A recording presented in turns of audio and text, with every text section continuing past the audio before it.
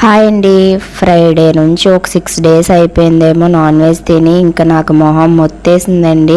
So ఇంకా non veg ఎప్పుడెప్పుడు తినాలా అనేసి ఇంక వెన్స్డే రోజునైతే ఫుల్గా నాన్ వెజ్తో కుమ్మేద్దామని ఫిక్స్ అయిపోయి ఎగ్స్ని బాయిల్ చేసుకుని ఎగ్ బిర్యానీ చేసుకుంటున్నాను.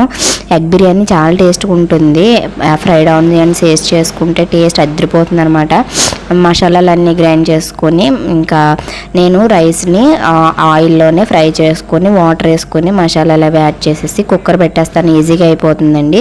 చికెన్ కర్రీ కూడా ఫ్రై కింద చేసేసుకున్నాను అనమాట. నేను మసాలా పొడి రెడీ చేసుకుంటాను కదా, అది పొడి బిర్యానీకి చికెన్కి కూడా వేస్తాను. టేస్ట్ అయితే చాలా బాగుంటుంది. ఆ పొడి అప్పటికప్పుడు గ్రైండ్ చేసుకుంటేను.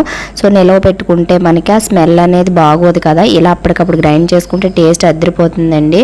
సో ఆ పొడి ఎలా చేయాలో కూడా మీకు చూపిస్తాను అనమాట. ఎగ్ బిర్యానీ అయితే రెడీ అయిపోయింది. కుక్కర్ పెట్టేసుకుని 1 విజిల్ పెట్టేసుకుని సో వేడిగా చికెన్ కర్రీతో తింటే సూపర్ అనమాట. ఆ రోజు